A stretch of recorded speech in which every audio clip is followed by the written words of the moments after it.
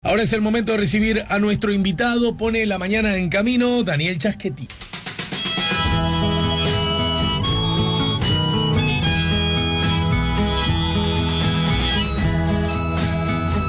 ¿Cómo andás, Daniel? Buen día, bienvenido. Buenos y neblinosos días. ¿Sabés que hoy, a las 8, cuando arrancamos, que leí el pronóstico del tiempo, Inumet decía nieblas y, no sé, una visibilidad afectada por ello? Yo decía, pero da la sensación que vivimos como en dos universos distintos, porque el sol a esa hora era ya no de primavera, una mañana de verano perfecta, ¿no? Y de verdad que ahora cambió. No, hay una bruma espantosa y bueno, ya no parece primavera. Bueno, a propósito de algunos, naturalmente Uruguay, muy influenciado siempre por lo que pasa en Argentina, y hay razones que lo explican.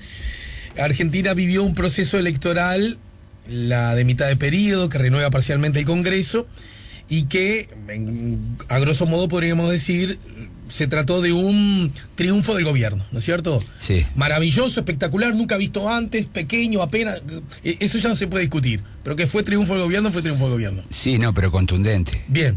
Contundente. Le metés el adjetivo. Claro, porque, a ver, cuando uno mira las cifras y el comportamiento electoral de los argentinos en todo el país y lo compara con elecciones legislativas de medio periodo, desde 1983 a la fecha, esta es una de las instancias donde el gobierno tiene mayor éxito, ¿no?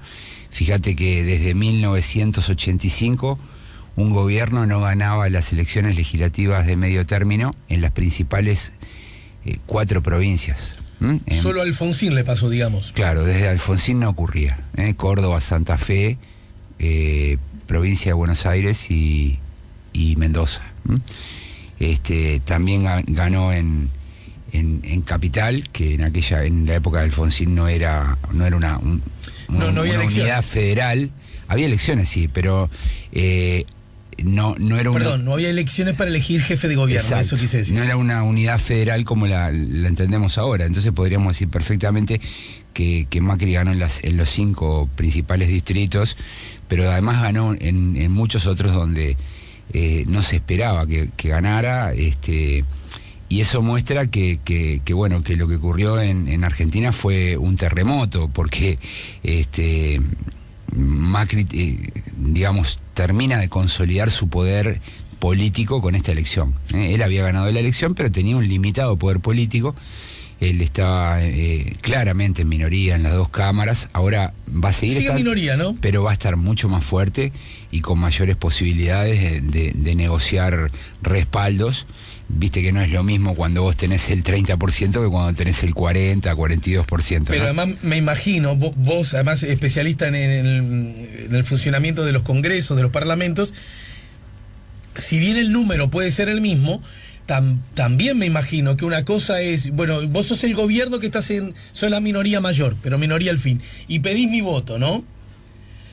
Entonces yo de pronto soy algo reticente a dártelo, a acompañarte. Ahora, decirle no a uno que viene en alza, que acaba de ser un espaldarazo de la ciudadanía, aumenta el costo, ¿verdad? Me va a provocar un costo a mí. Entonces, y además no es lo mismo cuando vos tenés que conseguir una cantidad de votos casi similar a la que tenés, como le ocurrió este primer año a Macri, donde tenés que comprometer a muchos socios, que cuando te faltan unos pocos y tenés una oferta grande, ¿no? Porque hay muchos sectores dispuestos a apoyar a cambio de cosas, ¿no? O sea que si la liebre no salta por un lado, salta por otro, digamos.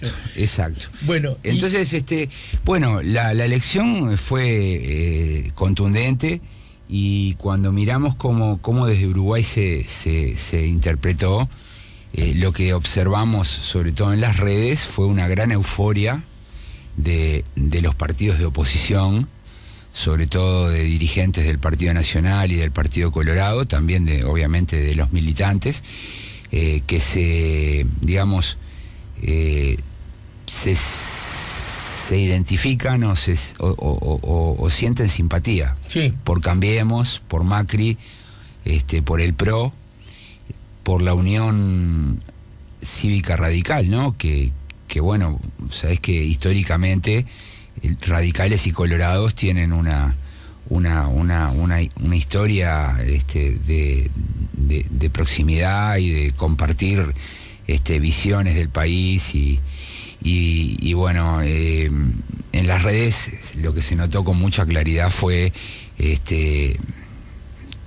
posteos, tweets de euforia, ¿no? Esperando que ocurriera algo parecido acá en el 2019. Del otro lado, dirigentes del Frente Amplio, dirigentes intermedios, militantes, tuvieron una reacción al revés, ¿no? Decepción, porque Argentina caía en manos de la derecha, porque se viene el neoliberalismo, se vienen los 90, decía alguna gente, vuelven los 90. Entonces, es indudable que la elección en Argentina genera un impacto tremendo, como ninguna otra, ¿no? Fíjate que la semana que viene hay elecciones en Chile y nadie comenta nada, ¿no? Nadie dice nada, o pocos hablan. Elecciones no parlamentarias.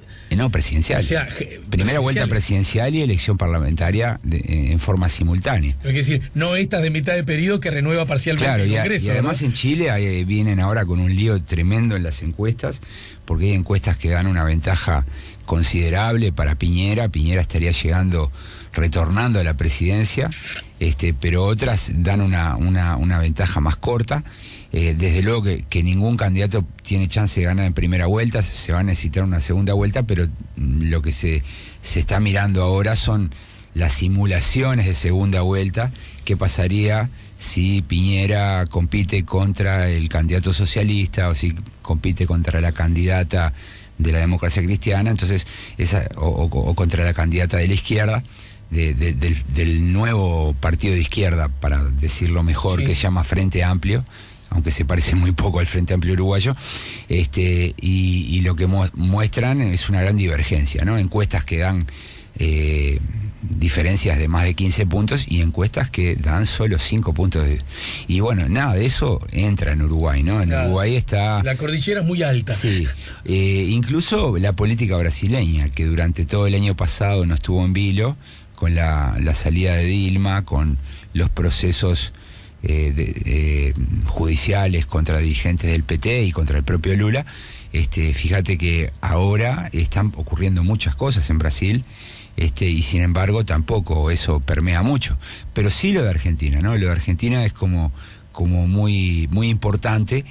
Y al respecto, a mí, yo tenía ganas de reflexionar, porque siempre está el temor, por lo menos el temor de mi parte y de muchos colegas, de que en los análisis se hagan traslados mecánicos, ¿no?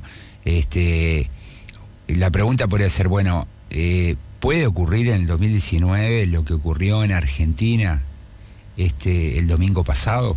Esa es una pregunta que es linda, ¿no? Porque... Digamos, para que le quede claro a la gente, en el sentido de un corrimiento hacia la derecha. Claro, una ola que barra con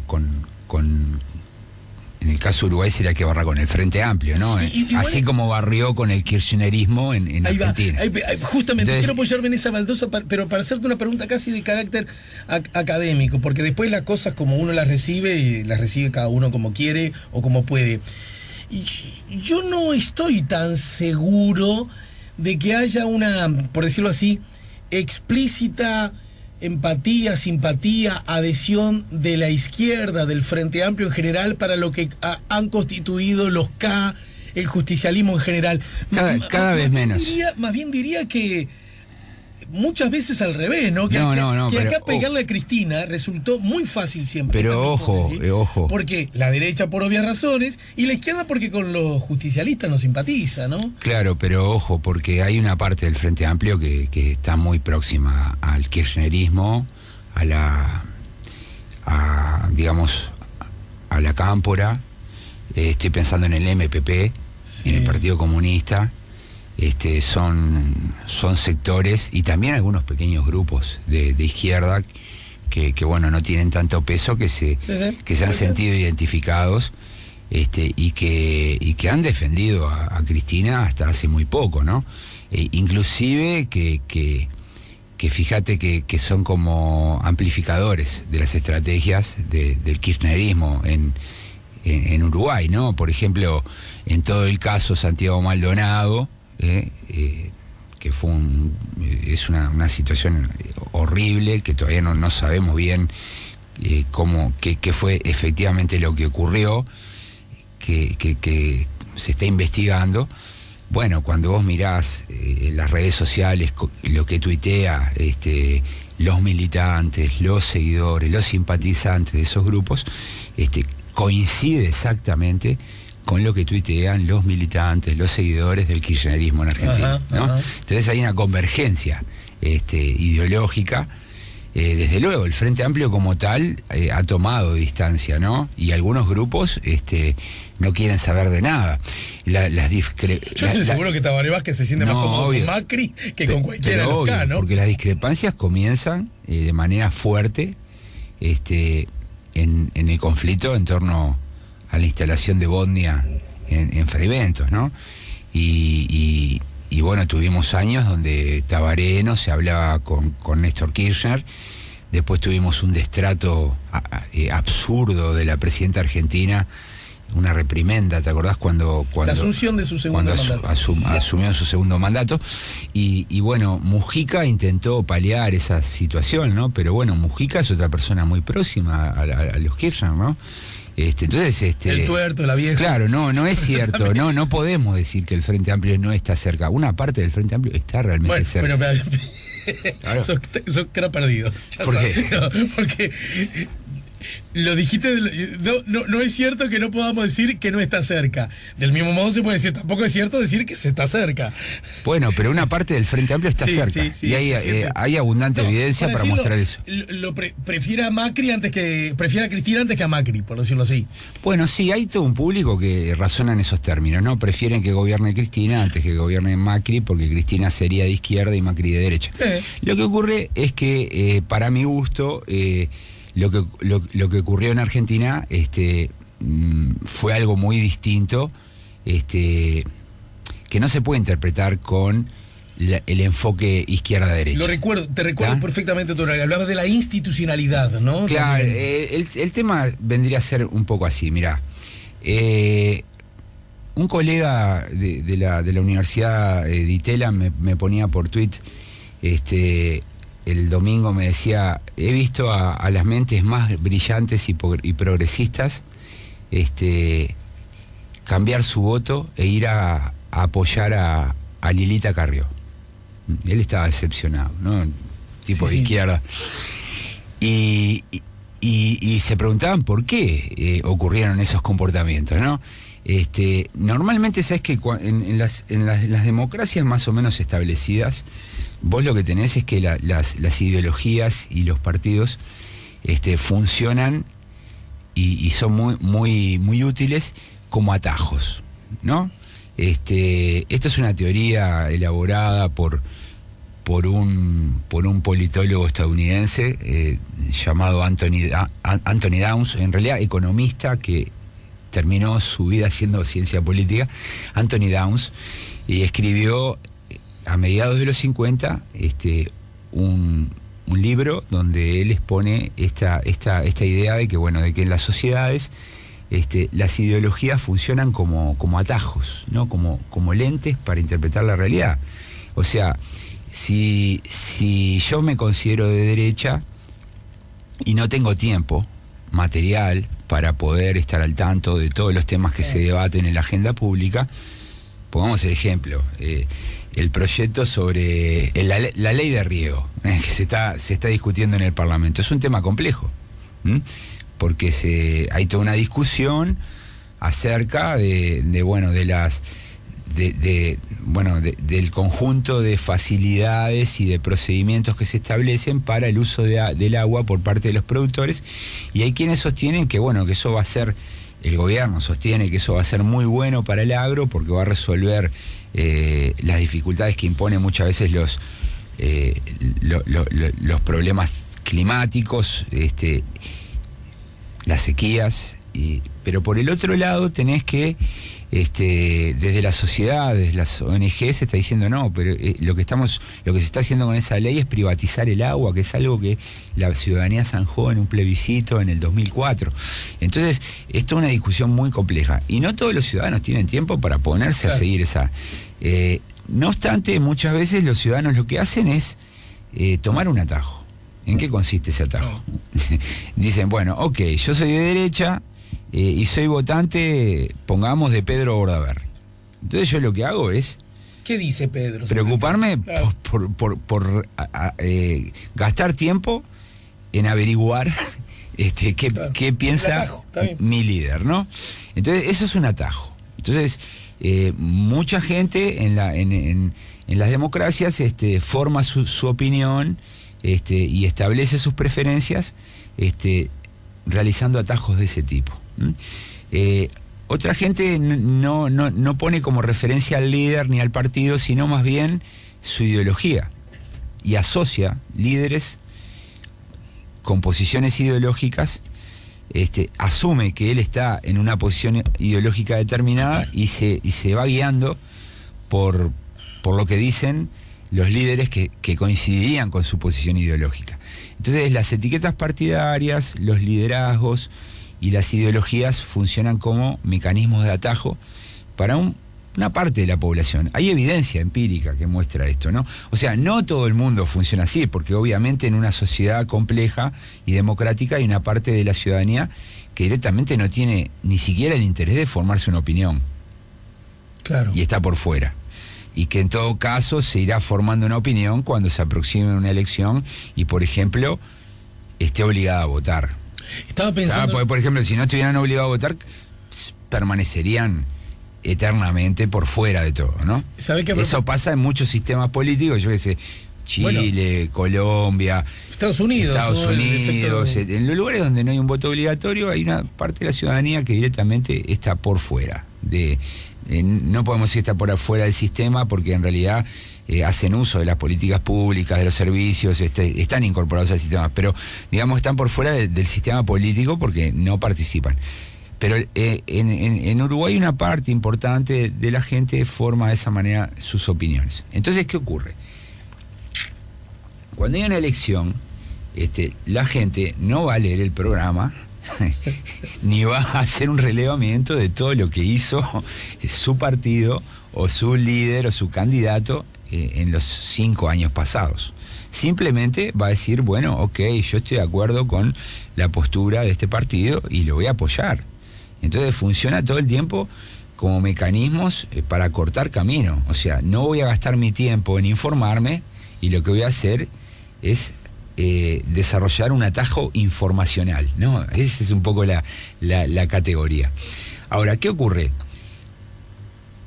Esto funciona cuando en una sociedad el eje de competencia es izquierda-derecha. El eje de competencia izquierda-derecha se expresa en posiciones concretas respecto a la economía, al Estado, al mercado, respecto a los derechos, los valores, más libertad, menos libertad, y lo que tenemos normalmente es que cuando la democracia está bastante consolidada, los ciudadanos se ordenan bastante bien en ese eje y forman una curva normalizada. ¿Qué quiere decir eso? Bueno, que la mayoría de la población se ubica próxima al centro, ¿no? Y que los ciudadanos que están próximos a los polos son proporciones pequeñas. Entonces eso nos da una campana, es una campana de distribución de la sociedad, y por eso las campañas en las democracias se ganan yendo al centro. Esto es eternamente discutido por muchos, pero yo creo que en Uruguay hay bastante evidencia que muestra que eso funciona así, ¿no? Recuerdo a Luis Alberto Heber acá ante este micrófono, pero este programa tiene 11 años, así que esto creo que lo comentó 10 años atrás, dice la frase que van a ese dice, en el centro nos andamos chocando todos. Claro. Porque todo el mundo se arrimaba un poquito al centro. Pero ojo, porque ¿qué ocurre? La condición para que esto funcione es que haya cierta normalidad. O sea, si en un sistema político la polarización es moderada, va a haber normalidad. Pero en un sistema político con alta polarización, la gente que está en el centro va a ser menos. Luego de la pausa me gustaría hablar del tema polarización, porque por un lado luce, de acuerdo a lo que decís, como un punto peligroso, ¿no? Sociedad muy polarizada. Dentro de la polarización se me ocurre que hay dos aspectos que la academia nos puede ilustrar a nosotros los ciudadanos. Los ciudadanos que no somos académicos, los ciudadanos somos todos. Uno, a veces la polarización es como de forma, de discurso, no necesariamente de hechos, ¿me explico? De políticas. No estoy hablando de Argentina, digo en general, que a veces como que adquiere muchas cosas. Ojo, viene Macri, se viene el neoliberalismo, y resulta que hasta ahora no ha ocurrido. Ojo, que estoy grosereando, se viene Cristina, la dictadura del proletariado, y bueno, mirá que las subvenciones iban para los ricos también, ¿no? ¿Se entiende lo que estoy diciendo? Sí. O sea, una cosa es el y otra cosa los hechos. Ese es un asunto. Pero por oposición a la polarización, también se puede generar esa otra figura que no sé, tiene un nombre en la literatura, creo, en la que da igual porque todos son iguales. Y eso tampoco sería un síntoma de buena salud democrática e institucional, ¿no? Sí, exacto. Bien, lo vemos luego de la pausa. Me acordé, ¿lo tenés a Claudio Fantini, el argentino autor de Abadón, la desglobalización y los monstruos que se incuban en las grietas? Es un argentino lo sentí nombrar, pero no lo leí. Es corresponsal para Sarandí, es periodista, politólogo, escribió el libro y ya vino un par de veces acá. Y él habla de esos ejes, derecha e izquierda, pero dice que en realidad él prefiere el eje cultura autoritaria, cultura liberal, ¿no? Sí. Que se entrecruzan. Entonces vos tenés a un liberal de izquierda, a un liberal de derecha, a un autoritario de izquierda, a un autoritario de derecha, ¿no? Que también forma parte del escenario. A ver, podés cruzar infinitos ejes. Claro, ¿no? Bueno, sí, seguramente hay otros, claro. Es un problema analítico. El tema central es cuál es el eje que predomina a la hora de definir el voto. Exacto.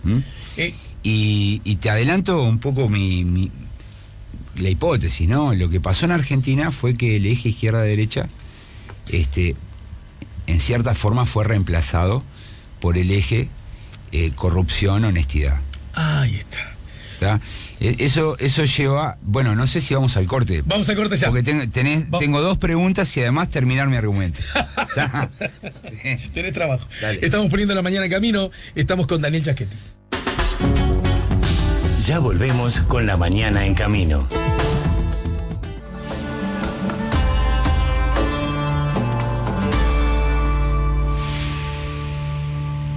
Estamos poniendo la mañana en camino, estamos conversando con Daniel Giachetti acá en el 98.7 a propósito de cómo algunas claves de Argentina pueden funcionar para ver algunas cosas de Uruguay, ¿no? Claro. Y yo te dejaba dos preguntas. Te voy a contestar la pregunta de la polarización, pero antes déjame completar el argumento. La idea que yo creo que quiero fundamentar es la siguiente. En Argentina, el eje izquierda-derecha no fue el eje principal de competencia en estas últimas elecciones y tal vez tampoco en la que ganó Macri, sino que un eje de competencia central es el eje corrupción-honestidad, ¿no?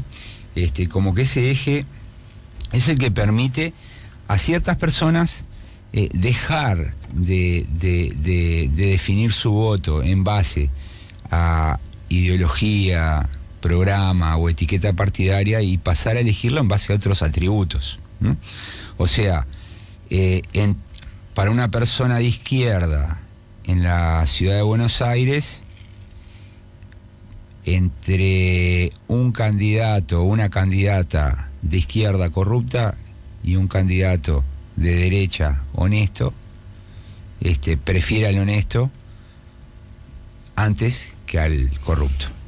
¿Se entiende? Se entiende. Entonces cuando aparece este eje, el eje de la corrupción y la honestidad, cambian las referencias de competencia, ¿no? ¿Por qué? Porque en realidad esto no se resuelve haciendo promesas de corte socioeconómico o programas o prometer programas para los pobres o para reactivar la economía. No, cuando el elector pone en primer lugar el problema de la ética y el problema de la moral, las promesas de campaña son bastante débiles, tienen que ver con las personas y con los candidatos. Entonces, ¿por qué ganó Vidal en la provincia de Buenos Aires? Bueno, porque compitió con un corrupto y la gente prefería votar a una política nueva, con poca experiencia, antes que votar a un corrupto. Ahí está, me diste la clave de una cosa que me quedó pendiente. El corrupto era de izquierda, la política honesta e inexperiente era de derecha. La gente votó y es probable que muchos de los que la votaron sean votantes de izquierda. Exacto. Entonces, ¿qué ocurre? Cuando se instala este eje, es un eje complicado, ¿está? Porque ¿qué ocurre? En Argentina este eje se instaló bajo la idea de que hay un bando corrupto y un bando que viene a imponer justicia, que es el macrismo, ¿no? Ese cambiemos. Déjame, porque yo puedo entender perfectamente las razones, sobran. Bueno, casi como un símbolo. Yo te estaba escuchando hoy hablando de las elecciones argentinas. Hay un símbolo que parece escrito por un guión, parece un guión escrito por un ser. Bueno, hay algunos que de la perspectiva de la fe creen que eso ocurre. Sí. Perfecto, que te das cuenta que a 2 días de las elecciones le sacan los fueros y meten preso a Debido. Es como un guión perfecto, ¿entendés? Claro. Como un guión, como símbolo termina este hombre yendo ante a la cárcel en el marco de juicios vinculados. Es como un colorario, ¿no? Claro. Sí. Bien, ahora, pero lo que quiero decir es esto. Sobran las razones por las cuales uno puede, tengas o no simpatía por los K, lo digo así para hablar de la era, ¿no?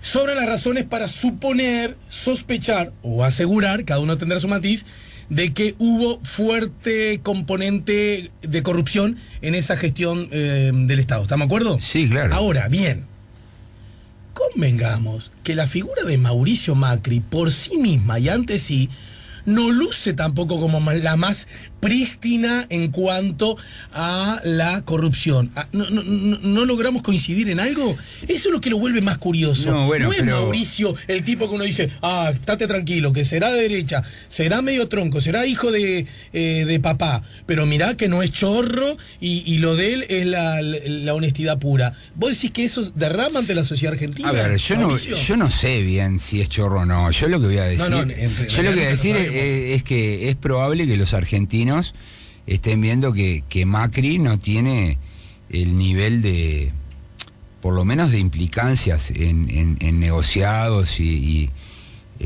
como el que tiene Cristina, ¿no? Yo creo que Cristina, el gobierno de los Kirchner se va a transformar en un ejemplo de manual, ¿no? Respecto a de estudio, claro, prácticas corruptas desde el Estado, ¿no? Y por el volumen de dinero, por la amplitud del fenómeno. Incluye bolsas, monjas. Claro. Todo. Llegó a un punto ya casi ridículo. Dinero, ¿no? Que se pesaba, ¿no? Claro. Que se contaba, ¿no? Todo muy kitsch, ¿no? Entonces, capaz que Macri es un corrupto, no lo sabemos. El tema es que los ciudadanos argentinos no lo están viendo así. Okay, ¿qué ven los ciudadanos argentinos? Un tipo que fue presidente de Boca y Boca tuvo el mejor periodo de su historia. Claro. Ganó Libertadores, Copas del Mundo. Se fue él y no ganaron más nada. Estuvo 8 años en el gobierno de la ciudad de Buenos Aires. Desbancó a la izquierda. La ciudad de Buenos Aires era una ciudad progresista, de izquierda, como Montevideo.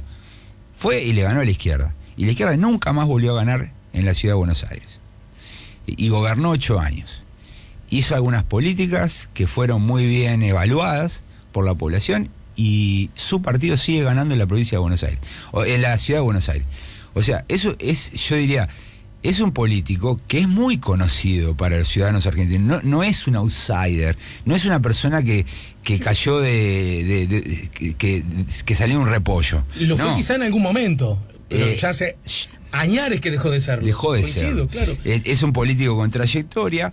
Y me parece que, por más que, bueno, hay acusaciones, desde luego, los Panama Papers y el correo, no está claro dónde termina la responsabilidad de su padre y empiezan las suyas, etcétera, etcétera. Yo digo, todas esas acusaciones no son suficientemente importantes como para que los ciudadanos lo vean como ven hoy a Cristina Kirchner. ¿Tá? Eso es lo primero. Ahora, la pregunta es la siguiente. ¿Esto funciona cuando un bando está acusado de corrupción y el otro viene a limpiar? El problema empieza cuando los dos bandos están contaminados con el problema de corrupción. No sé si me explico. Ese eje es tremendamente nocivo para la democracia, porque el resultado natural de ese eje va a ser la deserción ciudadana, ¿no? O sea, la apatía y tal vez la revuelta, ¿no? Algo de eso pasó en octubre del 2001, en Argentina. Claro. Tenías el bando menemista acusado de corrupción y el bando que gobernaba, la Alianza y de la Rúa, que también estaba siendo acusado de corrupción y que inclusive Chacho Álvarez, el vicepresidente, se fue, renunció, salió corriendo porque, bueno, se venía el agua y las acusaciones no solamente no podían gobernar, sino que también había acusaciones... En el Senado, ¿te acuerdas de la compra de votos? Aquello... Compraban con cash, ¿no? Las valijas. Entonces, y encima, ese escenario es muy peligroso. Una manga de ineptos que era como lucían, ¿no? De la Rúa y los suyos, ¿no? Porque te acuerdas que, ahora me acordé, mira, me estás haciendo... Lo de Menem, que de alguna manera siempre fue visto como trigo limpio no es, cuando había mucha plata, te vendían las empresas públicas, ¿te acuerdas que los porteños decían, bueno, se llevará, son medios chorros, pero vivimos mejor, ¿no? Algo así como que legitimaba esa Claro, lo que ¿no? pasa es que históricamente en América Latina siempre se aceptó, en algunos países sobre todo, en Brasil, en Argentina, se aceptó... que los gobernantes robaran, ¿no? A cambio de que trabajaran, ¿no? Había un gobernador de San Pablo... En Uruguay no, ¿verdad? Menos. En San Pablo había un gobernador en el año 48, Barros se llamaba, que tenía una frase que la decía todo el tiempo, en las campañas. Roba pero hace, ¿no? Roba my face, ¿no? No sé bien cómo se dice por portugués, pero y era formidable, y la gente lo aceptaba. Y hay algunas declaraciones en los últimos 15 a 20 años de la política argentina de que van en la misma línea, ¿no? Vamos a parar de robar por 3 años, que esto se arregla, ¿no? Eso creo que lo dijo Barrio Nuevo. Y Jorge Valle, que se acaba de cumplir una fecha de su nacimiento, cuando los acusó a todos ¿Pero te acordás que se hizo la encuesta en Argentina y dijeron, el presidente de Uruguay tiene razón? Claro. No dijo, bueno, que claro, es ubicado, que atrevido. Lo que pasa es que Jorge Valle lo dijo ya en un momento de desplome del sistema de partidos, claro. Cuando ese eje se había instalado y todos los dos bandos estaban absolutamente comprometidos. Pero el tema es que, bueno, puede haber momentos donde a la gente no le importe que roben un poco o que sean un poco corruptos. El tema es que estamos viviendo en un mundo donde me da la impresión que la tolerancia hacia la corrupción tiende a cero. Por varias razones. Primero porque es una era de nuevas tecnologías. Hay muchas agencias internacionales presionando por la transparencia, por la cristalinidad, por eliminar todo lo opaco que pueda tener la política. Y me parece que, bueno, es como que los políticos por momentos quedan desnudos, ¿no? Frente a la población. Entonces, se vuelve muy difícil mantener una política con niveles moderados de corrupción sin que se vean. Entonces, me parece que estos problemas llegaron para quedarse, ¿no? Ahora, volviendo a Uruguay, ¿no? Los que dicen... ¿Cómo me gustaría que pasara lo que pasó en Argentina en Uruguay? Bueno, es difícil que pase exactamente lo mismo, porque a mí me costaría creer que el eje de competencia en Uruguay vaya a ser corrupción o honestidad. Lo fue en alguna medida hace poco. A ver, el riesgo estuvo y el riesgo va a seguir estando porque el Frente Amplio tiene causas en la justicia. Más concretamente... Ayer, por ejemplo, vimos en todos los noticieros a Raúl Sendic salir de los juzgados en una causa bastante importante y antes de fin de año vamos a tener una sentencia del juez, ¿no? Sentencia no, una resolución, ¿no? Que puede, un dictamen. Entonces, la posibilidad ha estado y puede seguir estando. Pero Dani, a mí me cuesta bastante que sea ese que se pueda transformar en el principal tema. Claro. Ahora, cuidado, porque también el Frente Amplio tiene otros flancos, ¿no? Es decir, está todo el tema Fondes y está todo el tema ACE, que son casos donde hay también un problema respecto al manejo de fondos, ¿no? ¿Sabés que me acordé de algo? Me acuerdo que en su tiempo lo hablamos bastante contigo, con Buqué, con el Fito, con Rafael, en fin, con toda la barra, ¿no? Para el primer gobierno de Mujica, el Frente Amplio instaló el tema implícitamente, el tema de la honestidad y la corrupción, cuando, recordemos, Mujica por un lado, la calle Herrera por otro, y el tema era un gobierno honesto. ¿Era o no una implícita alusión a las acusaciones que se había recibido en la calle Herrera cuando fue presidente? Exacto. Era, o sea que el Frente Amplio ya puso eso arriba de la mesa. Sí, y te acuerdas que hablábamos bastante, que uno de los diferenciales de Mujica era, mirá, este fue Tupa, no sé qué, pero este no me va a robar, ¿no? En Uruguay es un tema recurrente. Yo qué sé, Chicotazo ingresó a la política acusando a los políticos de los partidos tradicionales de corrupción. Estamos hablando de la década del 50. En los años 90 recuerdo una campaña del Nuevo Espacio, cuando el líder era Rafael Michelini, donde el tema central era la ética y acusaba a los partidos gobernantes de corrupción, ¿no? Entonces, no es un tema nuevo. Es un tema que para mi gusto no ha dado muchos resultados, ¿eh? O sea, no se han resuelto elecciones por este tema, ¿eh? Como que siempre tiende a predominar el otro eje, ¿no? El eje izquierda-derecha, ¿no? Entonces, la pregunta es, bueno, ¿puede suceder exactamente lo mismo? Bueno, yo creo que es difícil. Puede ganar la oposición en Uruguay, pero no va a ganar por las mismas razones que gana en Argentina, ¿no? Si gana va a ser por otras razones diferentes, y por tanto esto no es como una ola de contagio que se va dando en todas la famosa partes. ola, se vino la ola neoliberal, se vino la ola de la izquierda, se vino la ola de vuelta de la derecha. Porque en Chile, si vuelve Piñera, lo hace en un escenario donde todos los políticos están fuertemente cuestionados. O sea, Chile está más cerca de la Argentina del 2001. ¿A ese nivel? Sí, hay un 80% de la población en Chile que cree que los políticos son corruptos. Es así. Un sistema político sin voto obligatorio, con partidos muy debilitados, alejados de la sociedad. Ahora están imponiendo un conjunto de reglas, de nuevas reglas, sistema electoral nuevo, ley de partidos, con el fin de ganar de vuelta legitimidad, pero y en Chile, si vuelve Piñera, no va a ser producto de una ola de contagio, ¿no? Un efecto dominó en el continente. Bueno, ¿no? recordemos que simplemente Piñera... es como la alternativa que va quedando, ¿no? O sea, Piñera se fue muy mal evaluado. Eso.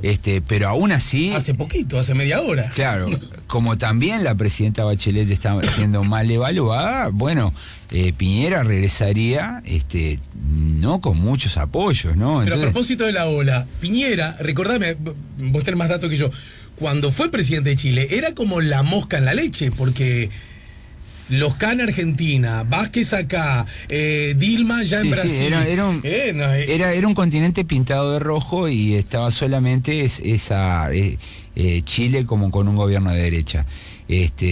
Pero bueno, me parece que en realidad la ola no es una ola similar a la que tuvimos en la primera década de este siglo, con triunfos uno atrás del otro de gobiernos de izquierda.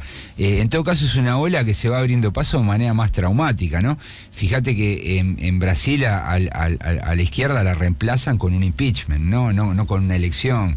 Y vamos a ver cuando se haga una elección qué resultado tenemos. Por tanto, esta teoría de la ola de derecha, yo no me afilio mucho. Creo que hay que mirar cada caso. Respecto a la pregunta de la polarización, sí, ¿no? ¿Me lo decís luego de la pausa? Dale. ¿Sí? Estamos poniendo la mañana en camino, estamos en el 98.7, estamos con el doctor en ciencia política, investigador y docente Daniel Chaschetti, además hincha de Peñarol. Ya volvemos con La Mañana en Camino.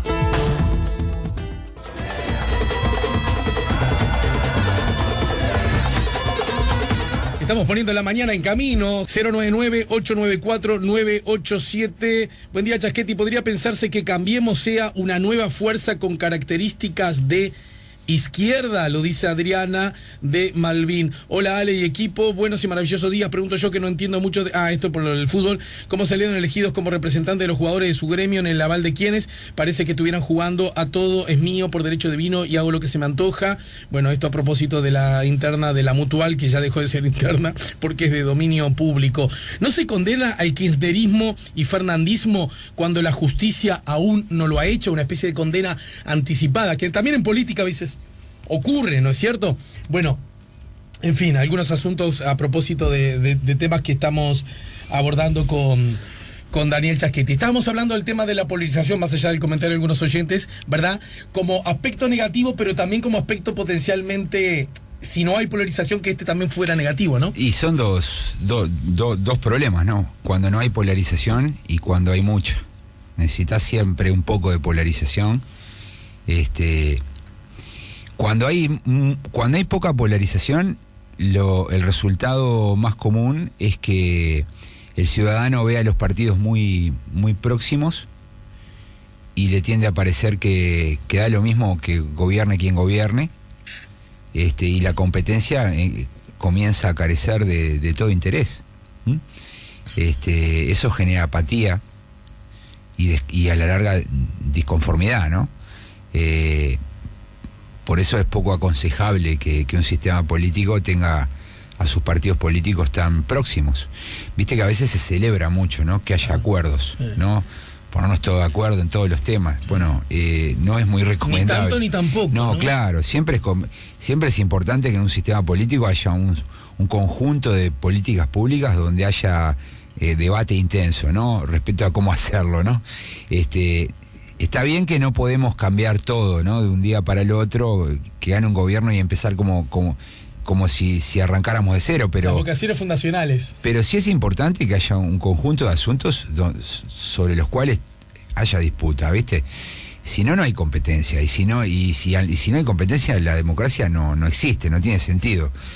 Lo segundo es cuando tenés mucha polarización, ¿no? O sea, una divergencia tan grande que en realidad lo que provoca eso es que las posiciones se vuelven irreconciliables y el sistema también entra en peligro, ya no por la apatía, sino por la intensidad de la disputa y la tentación a resolver esa disputa mediante la violación de reglas, de normas, la imposición.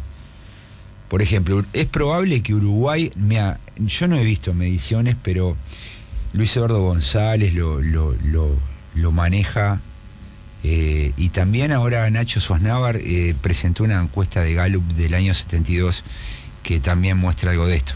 Es probable que la sociedad uruguaya antes del 73 haya estado con los niveles más altos de polarización de su historia. Esto quiere decir... ¿Ahora? No, antes del 73. Sí. Entonces, es probable que en realidad el centro,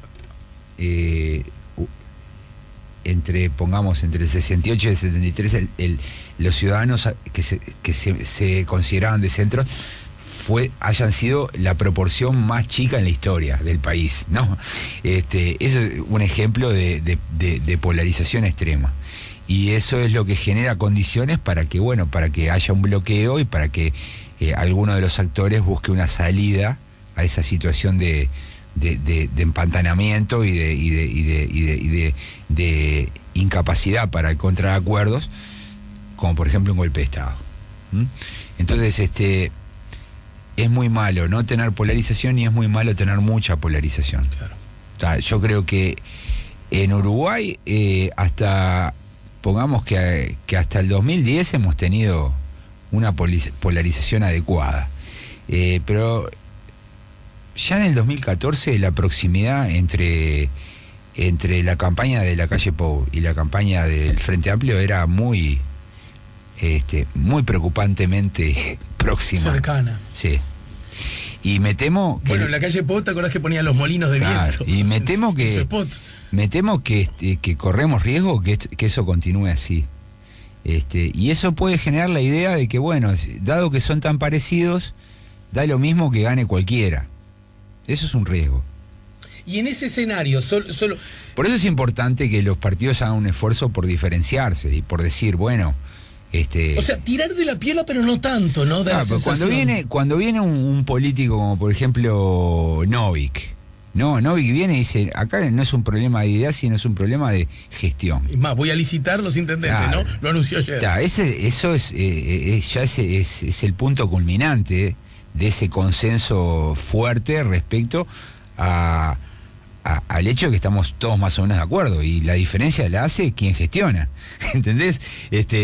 Y la política no es eso es la antipolítica. La política es al revés. La política son ideas, programas, diferencias, ¿no? Representación de intereses. La sociedad es compleja, hay distintos sectores, segmentos sociales, clases sociales. Los partidos las representan, los partidos llevan al ámbito público esas contradicciones y esos conflictos. Eso es la política. El consenso no puede ser tan amplio como para terminar reduciendo el espacio de lo público a un problema de gerenciamiento, ¿no? Claro. Entonces, yo diría que, bueno, que en realidad si algo hay que recomendar es que, bueno, es que los partidos hagan un esfuerzo por diferenciarse y por mostrar sus ideas, no ocultarlas, ¿no?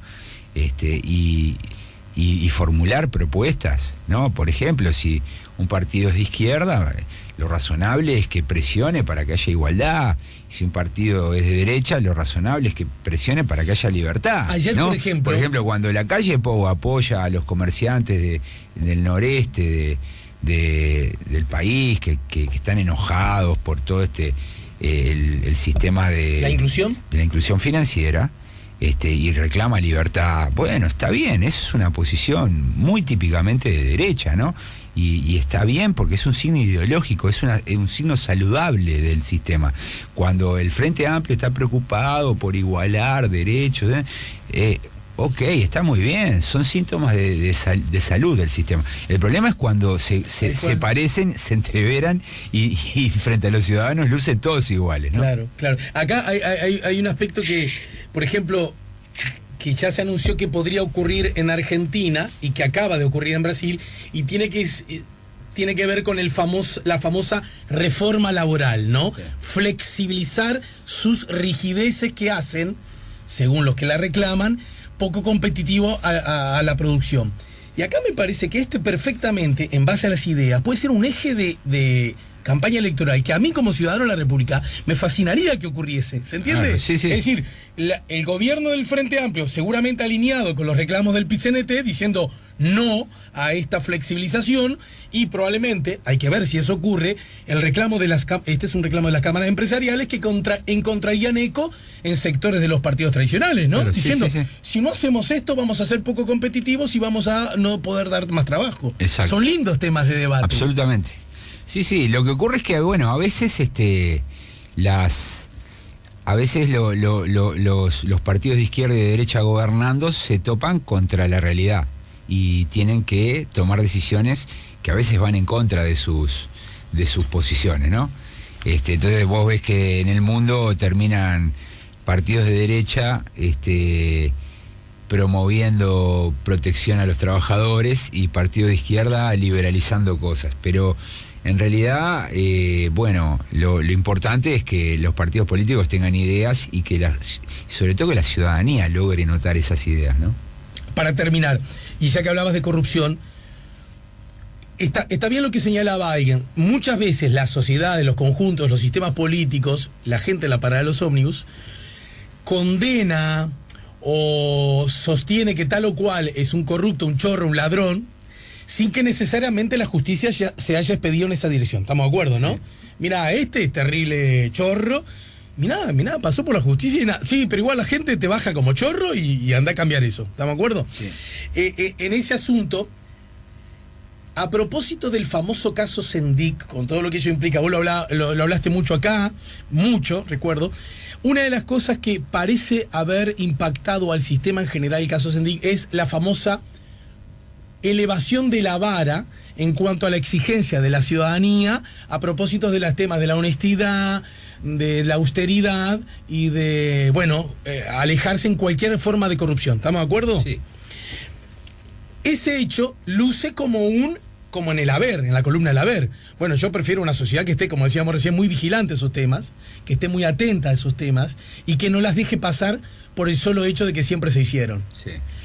¿Podría decirse que ese asunto que luce como bueno podría transformarse en negativo para el sistema? Porque al poner tan alta la vara, digamos, los petizos no pasan, y entonces la conclusión que podría surgir a mano es: el sistema político es malo, los políticos son malos y las tentaciones autoritarias, antisistémicas pueden aflorar. Sí, pues está el riesgo, pero lo que me parece que va a ocurrir es que los políticos van a ajustar sus conductas, por lo menos por un tiempo. O sea,